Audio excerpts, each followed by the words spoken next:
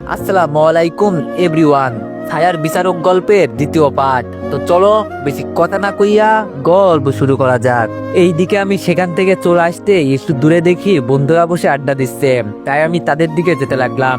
তখনই কেউ পিছন থেকে আমার কলার ধরে বলল, ওই হারামি কোথায় যাচ্ছিস? মেয়ে কণ্ঠের আওয়াজ শুনে পিছন ঘুরে দেখি তানিয়া। তাই আমি বললাম, এই তো জানু, তোমাকে খুঁজতে যাচ্ছি। এই কথা বলতেই তানিয়া আমার গালে ঠাস করে থাপ্পড় দিয়ে বলল, ওই আমি তোর কোন কালের জানু লাগি? আমি বললাম, সরি বউ লাগো বুঝলে। তানিয়া বলল, আচ্ছা একটা খেয়ে কি মন ভরেনি? আমি বললাম, তোমার নরম হাতের মিষ্টি মাখা থাপ্পড় একটা কেন, 1000টা খেলেও মন ভরবে না। তানিয়া বলল, দেখ মাথা গরম করিস না, ভালো হবে না কিন্তু।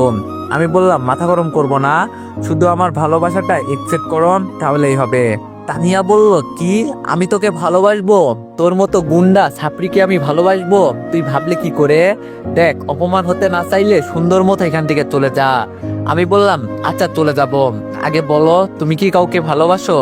তানিয়া বলল, না আমি কাউকে ভালোবাসি না। আমি বললাম, তাহলে এই ছাপড়িটা তোমার জীবন থেকে যাচ্ছে না জানো? তানিয়া বলল, তোকে তো আমি বললাম, কি জড়িয়ে ধরবা? আরে সমস্যা নেই, ধরো। এটা বলে দিলাম দৌড়। তানিয়া বলল, ওই কুত্তা দাঁড়া বলছি, সাহস থাকলে দাঁড়া। কে শোনে কার কথা? আমি তো এক দৌড়ে আমাদের বন্ধুদের কাছে চলে গেলাম। রাফি বলল, মামা তোমার আশিক তো সেই দৌড়ানি দিছে।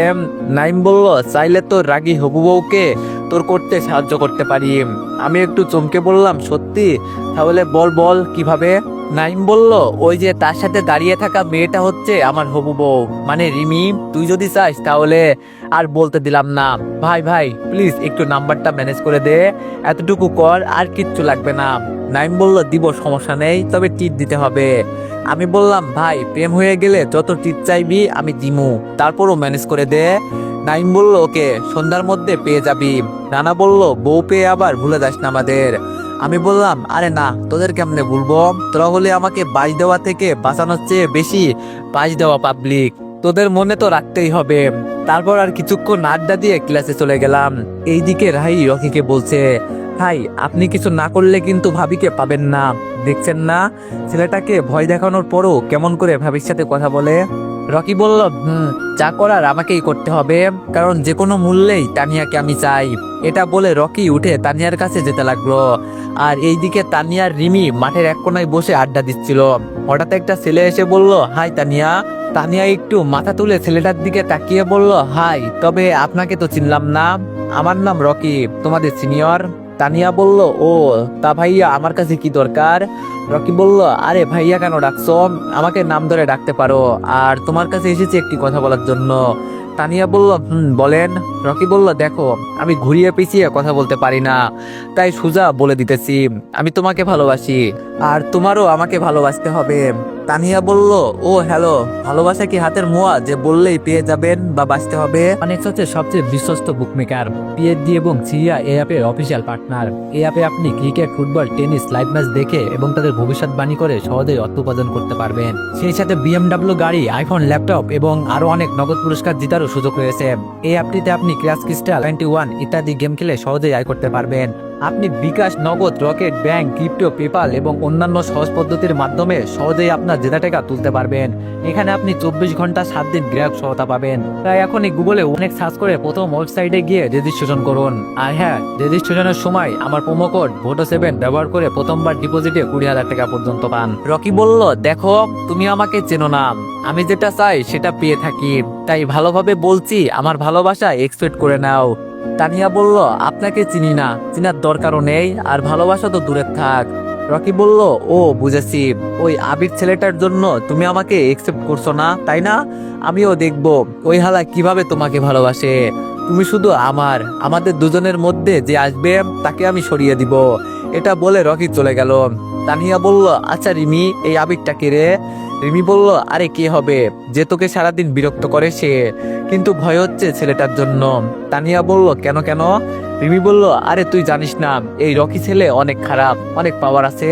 তানিয়া এটা শুনে খানিকটা মন খারাপ করে বলল, ও আচ্ছা এসব বাদ দে, চল ক্লাসে চল। এটা বলে দুইজন ক্লাসের দিকে যেতে লাগলো। তানিয়ার মন খারাপ কেন হলো সেটা সে নিজেও জানে না। তারপর ক্লাসে গিয়ে আর কিছু না ভেবে মন দিয়ে ক্লাস করতে লাগলো। আর আমি ক্লাস না করে তানিয়ার দিকে তাকিয়ে থাকলাম। এইদিকে আমার ভাইয়া আমাদের কলেজের সামনে এসে দাঁড়িয়ে আছে। তখনই আমাকে রানা বলল, মামা তুই আজ গেছিস? আমি বললাম, কেন, কি হয়েছে? রানা বলল, আমার মনে হয় তো তানিয়া তোর নামে বিচার দিছে। আমি বললাম, কাকে? রানা বলল, কাকে আবার? তোর ভাইকে। আমি বললাম, ফাজলামি করিস না, তানিয়া ভাইয়াকে চিনবে কেমন করে? রানা বলল, তা না হলে তোর ভাই আমাদের কলেজের সামনে কেন? আমি বললাম, কই দেখি। এটা বলে জানালা দিয়ে তাকিয়ে দেখি ভাইয়া কলেজের গেটের সামনে দাঁড়িয়ে আছে। নাইম বলল, মামা গেছো তুমি? আমার তখনই কালকের কথা মনে পড়ে গেল। তাই বললাম, আরে আন্দাজে বকা বাদ দে, ভাই কি করে দেখ। এইসব বলছি এমন সময় দেখলাম ভাইয়ার কাছে একটা মেয়ে গেল, মনে হয় আমাদের সিনিয়র। নাইম বলল, মামা একটা মেয়ে গেল ভাইয়ার কাছে। আমি বললাম, তোরা একটা কাজ কর, মেয়েটাকে দেখতো চিনিস কিনা। রানা বলল, যদিও দূর থেকে দেখছি তারপরও মনে হয় না চিনি না। আমি বললাম, আচ্ছা তাহলে তোরা থাক, আমি 5 মিনিটের মধ্যে আসতেছি। এটা বলে ছাড় থেকে অনুমতি নিয়ে ক্লাস থেকে বের হয়ে ভাইয়ার পিছু নিলাম। ভাইয়াকে আর মেয়েটাকে দেখলাম কলেজের ক্যান্টিনে বসে আছে। আর এত কিছু না ভেবে মেয়েটার একটা ছবি তুলে আবার ক্লাসে চলে আসলাম। তারপর ক্লাসে মন দিলাম। এইভাবে ক্লাস শেষ হয়ে গেল। আজ আর তানিয়ার কাছে গেলাম না, বন্ধুদের থেকে বিদায় নিয়ে সোজা বাড়িতে চলে গেলাম। পাশে এসে ফ্রেশ হয়ে খাবার খেতে গেলাম। খাবার খাওয়ার সময় ভাইয়ার দিকে তাকিয়ে দেখি ভাইয়ার মন খারাপ করে খাবার খাচ্ছে। আমি আর কিছু না ভেবে খাবার শেষ করে রুমে এসে কম্পিউটার নিয়ে বসলাম। কিছুক্ষণ কাজ করে একজনকে কল দিয়ে বললাম, সানি তোর ফোনে একটা ছবি গিয়েছে, ওই মেয়েটার 14 গোষ্ঠীর ইতিহাস চাই আমি, সাথে একটা ছেলেরও দিছি। সানি বলল, ওকে ভাই, রাতের মধ্যে পেয়ে যাবেন। তারপর ফোন কেটে দিয়ে শুয়ে পড়লাম। কিছুক্ষণ ঘুমিয়ে আড্ডা দিতে বের হয়ে গেলাম। তারপর বন্ধুদের সাথে আড্ডা দিয়ে নাইম থেকে তানিয়ার নাম্বারটা নিয়ে সন্ধ্যায় বাসায় আসলাম। তারপর পড়তে বসলাম। অনেকক্ষণ পরে রাত্রে খাবার খেয়ে বিছানায় শুয়ে তানিয়াকে ফোন দিলাম। কয়েকবার রিং হতে ফোনটা ধরে বলল, আসসালামু আলাইকুম, কে বলছেন? আমি বললাম, ওয়ালাইকুম আসসালাম, আমি বলছি। তানিয়া বলল, আমিটা কে? আমি বললাম, আমিটা মানুষ হবে, ভূত তো আর নয়। তানিয়া বলল, তা মানুষটা কে সেটা বলেন। আমি বললাম, যদি বলি আমি আপনার হবু স্বামী তাহলে মানবেন? তানিয়া বলল, দেখেন কি বলবেন সোজাসুজি বলেন। আমি বললাম, আমি তোমাকে ভালোবাসি জানো, তোমাকে ছাড়া বাঁচবো না। তানিয়া বলল, কে আপনি, পরিচয় দেন। আমি বললাম, আগে ভালোবাসি বলেন তারপর। তানিয়া বলল, আজব, চিনি না জানি না, আপনাকে দেখিও নাই, আমি কেন আপনাকে ভালোবাসি বলবো? আমি বললাম, ভালোবাসতে কি দেখা লাগে, দুইটা মনের মিল হলেই তো হয়। তানিয়া বলল, ওই চুপ বেটা, এতক্ষণ থেকে দেখছি আজে বাজে কথা বলছিস, সামনে থেকে কল দিয়ে ফোনের ভিতরে ঢুকে মারবো বলে দিলাম। এটা বলে তানিয়া ফোন কেটে দিল। আর আমি বলতেছি, এই মেয়েরা তো রাগ আসে কোথা থেকে বুঝি না, এমন রাগ থাকলে সংসার কিভাবে করব? যাই হোক, মানিয়ে নিতে হবে আর কি। তারপর কিছু না ভেবে ঘুমিয়ে পড়লাম। অর্থমন্ত্রী নিজাম চৌধুরী তার বাগান বাড়িতে বসে তার লোকদের বলছে, কিরে তোদের কাজ কেমন চলছে, মাল কতটুকু সাপ্লাই দিতাছস? বস, মোটামুটি সব হচ্ছে। নিজাম চৌধুরী বলল, ও ভালো, তাহলে শোন, তোরা কাজের পাশাপাশি তারেক রহমানকে সাহায্য করবি, তার যাতে কোনো অসুবিধা না হয়। আর আজ রাতে 1 কোটি টাকার ডিলটা ভালোভাবে করবি। যদি কোনো ভুল হয় তাহলে টাইগার তোদের কাউকে ছাড়বে না, মনে থাকে জানো। ওকে বস। তাদের কথা শেষ হতে না হতেই নিজাম চৌধুরীর ফোনটা বেজে উঠলো। বিরক্তকর একটা ভাব নিয়ে ফোনের দিকে তাকাতেই সব বিরক্ত উধাও। নিজাম চৌধুরী তাড়াতাড়ি করে ফোনটা তুলে বলল, হ্যালো স্যার, কেমন আছেন? টাইগার বলল, আমি ভালো আছি, কিন্তু তোরা ভালো থাকতে পারবি না মনে হয়। নিজাম বলল, ভাই আমরা কি দোষ করেছি? টাইগার বলল, দোষ তো তোরা কিছু করিসনি, তবে তবে কি স্যার? টাইগার বলল, তবে দোষ এই দেশের প্রশাসন করছে, তোদের ধরার প্ল্যান করছে, সাবধানে থাকিস, প্রমাণ পেলে ধরে নিয়ে যাবে। নিজাম বলল, আরে স্যার আপনি চিন্তা করবেন না, এই 2 টাকার পুলিশ আর্মি আমাদের কিছুই করতে পারবে না। টাইগার বলল, আমি তোদের জন্য চিন্তা করছি না, আমি চিন্তা করছি আমার মালের। যদি আমার মালের কোনো কিছু হয় তাহলে। নিজাম বলল, বুঝতে পারছি ভাই, কিছু হবে না। টাইগার বলল, ওকে তাহলে ভালোভাবে কাজ কর, আমি রাখি। নিজাম বলল, ওকে স্যার। এটা বলে ফোন কেটে দিল। তারপর সামনে থাকা তার ছেলেপেলেদের বলল, এই শোন। ওরা বলল, বস বলেন। নিজাম বলল, তোরা যা কাজে লেগে পড়, একটু পর হয়তো ডিলাররা আসবে। ওকে বস। এটা বলে ছেলেগুলো চলে গেল। সকালবেলা ঘুম থেকে তাড়াতাড়ি উঠে ফ্রেশ হয়ে নিচে গেলাম নাস্তা করতে। সেখানে গিয়ে দেখি সবাই নাস্তা করছে। আমি একটা টেবিল টেনে বসে বললাম, আম্মু খাবার দাও। আর সাথে সাথে আম্মু খাবার দিল। আমি বললাম, আম্মু তোমার অনেক কষ্ট হচ্ছে তাই না? এই কথা বলতে আম্মু হতাশা নিয়ে ভাইয়ার দিকে তাকিয়ে বলল, আরে বাপজান, আমার যে কষ্ট হচ্ছে এটা কি কারো চোখে পড়ে? কত বললাম একটা বউ মানতে, কিন্তু কি আর করার, সব আমার কপাল। এইদিকে ভাই চোখ গরম করে আমার দিকে তাকিয়ে থাকলো। আমি দাঁত কেলিয়ে একটা হাসি দিলাম। আমি বললাম, কি আর করবা আম্মু, এমনিতেই দেখতে বুড়া বেটার মতো লাগে, আর কয়দিন গেলে পুরো আঙ্কেল লাগবে। এটা শুনে আব্বু বলল, আবির একদম ঠিক বলছিস তুই। এইদিকে ভাইয়া রাগ আর থামাতে না পেরে টেবিলের নিচ দিয়ে আমার পায়ের উপর জোরে চিমটি কাটলো। এতে আমি আগ করে হালকা চিৎকার দিয়ে ভাইয়ার দিকে তাকাতেই দেখি ভাই ইশারা দিয়ে বলছে, এইবার কেমন লাগে মজা বোঝ। আমি কিছু না বলে আব্বুকে বললাম, আব্বু তোমরা যদি বলো তাহলে আমি একটা মেয়ে দেখতে পারি, অনেক সুন্দর দেখতে মাশাল্লাহ পুরো। আব্বু বলল, কই দেখা দেখা। আমি বললাম, পরে কলেজ থেকে এসে দেখাবো। আব্বু বলল, কিন্তু রফিক কি রাজি হবে? আব্বু বলল, রাজি না হয়ে যাবে কোথায়, ওর কথা আর শুনবো না। এইদিকে ভাইয়া এইসব শুনে তার ইচ্ছে করছে আমাকে চিবিয়ে খেয়ে ফেলতে, কিন্তু পারছে না আম্মু আব্বুর জন্য। তারপর আমি খাবার খেয়ে ভাইয়ার দিকে একটা হাসি দিয়ে বাসা থেকে বের হয়ে কলেজের দিকে গেলাম। একটু পর কলেজে গিয়ে দেখি হারামি তিনটে বসে বসে আড্ডা দিচ্ছে। আমি গিয়ে বললাম, কিরে কিসের আড্ডা চলছে? রাফি বলল, আরে তুই এসেছিস? তেমন কিছু না, নাইম বলছে তার জিএফ এর সাথে দেখা করাবে আমাদের। আমি বললাম, সত্যি? কখন? নাইম বলল, এই তো কলেজ ছুটির পর। আমি বললাম, তাহলে তো ভালো। এইভাবে বন্ধুদের সাথে আড্ডা দিতেছিলাম, হঠাৎ এইদিকে আমার চোখ গেল। আমি দেখলাম কালকে ভাইয়া যেই মেয়ের সাথে কথা বলছে সেই মেয়ে একটা গাছের নিচে বসে আড্ডা দিচ্ছে। তাই আমি রাফিকে বললাম, তোরা থাক, আমি একটু আসি। রানা বলল, কোথায় যাচ্ছিস? আমি বললাম, থাক তোরা, আমি আসতেছি। এটা বলে তাদের ওখান থেকে চলে আসলাম। তারপর আমি মেয়েটার সামনে গিয়ে বললাম, আসসালামু আলাইকুম আপু, কেমন আছেন? মেয়েটা সহ তার বান্ধবীরা আড্ডা বাদ দিয়ে আমার দিকে তাকিয়ে আছে। মেয়েটা বলল, ওয়ালাইকুম আসসালাম, কে আপনি? চিনলাম না তো আপনাকে। আমি বললাম, আপু আপনি আমাকে না চিনলেও আমি হালকা হলেও আপনাকে চিনি। মেয়েটি বলল, ও তা কিছু বলবেন? আমি বললাম, বলার তো অনেক কিছু আছে, কিন্তু। মেয়েটি বলল, কিন্তু কি? আমি বললাম, সবার সামনে বলা যাবে না, যদি একটু ওইদিকে আসতেন প্লিজ। মেয়েটি বলল, যা বলার এখানে বলেন। আমি বললাম, প্লিজ আপু 5 মিনিটের জন্য। তখন তার বান্ধবীরা বলে উঠল, আরে নুসরাত, যা কিছু হবে না, আমরা এখানে আছি তো। নুসরাত হলো ভাবির নাম, যদিও হয়নি, হবে। নুসরাত তার বান্ধবীর কথা শুনে কিছু একটা চিন্তা করে বলল, চলেন, কি বলবেন বলেন। তারপর নুসরাত আপুর সাথে নিয়ে একটু দূরে আসলাম। নুসরাত বলল, এখন বলেন কি বলবেন বলেন। আমি বললাম, আপু আপনার নাম নুসরাত জাহান, এইবার অনার্স ফাইনাল ইয়ারে, আপনার আব্বু একজন পুলিশ কমিশনার। নুসরাত বলল, কিন্তু এগুলো কেন বলছেন? আমি বললাম, কারণটা হলো আমি পুলিশ অফিসার রফিকের ছোট ভাই। নুসরাত বলল, ও বুঝেছি, রফিক নিজে না পেরে তোমাকে পাঠিয়েছে তাই না? যদি এমন হয় তাহলে বলবা আমার পক্ষে ওকে ভালোবাসা সম্ভব নয়। আমি বললাম, আপু যদিও ভাইয়া আমাকে পাঠায়নি, তারপরও বলতে পারবেন আপনি ভাইয়াকে পছন্দ না করার কারণ, নাকি আপনি অন্য কাউকে ভালোবাসেন? নুসরাত বলল, না আমি কাউকে ভালোবাসি না। আমি বললাম, তাহলে কেন আপু আমার ভাইয়াকে পছন্দ করেন না? এটা বলাতেই নুসরাত আপু মাথা নিচু করে ফেলল। আমি বললাম, জানেন আপু, আমার ভাইটা আপনার ছবি বুকে নিয়ে প্রতিদিন কান্না করে, আপনার জন্য সে বিয়ে করতে রাজি হচ্ছে না। মা বাবা যখনই বলে বিয়ের কথা, তখনই মন খারাপ করে রুমে গিয়ে কান্না করে আপনার ছবি বুকে নিয়ে, এবং কি আপনাকে ভালোবাসি কথাটা বারবার বলে, কিন্তু আপনি ফিরিয়ে দেন। কেন এমনটা করেন? আমার এমন কথা শুনে নুসরাত আপু করুণ চোখে আমার দিকে তাকিয়ে বলল, কি করব আমি বলো, একটু আমাকে বলবে? আমি আর পারছি না, কোন দিকে যাব আমি? একদিকে গেলে আরেক দিক হারাতে হবে। আমি বললাম, মানে আপনার কথা বুঝলাম না। নুসরাত বলল, আমার কথা কেউ বোঝেনি, আর তুমিও বুঝবা কেমনে? তোমার কি মনে হয় তোমার ভাইয়া কি শুধু আমাকে একা ভালোবাসে? না, আমিও তোমার ভাইয়াকে ভালোবাসি, কিন্তু বলতে পারি না, কারণ আমার আব্বু তোমার ভাইয়ার স্যার। আমি বললাম, একটু খুলে বলেন তো আপু। নুসরাত বলল, শোনো, আমার আম্মু নেই, আমার কষ্ট হবে দেখে আমার আব্বু আর বিয়ে করেননি।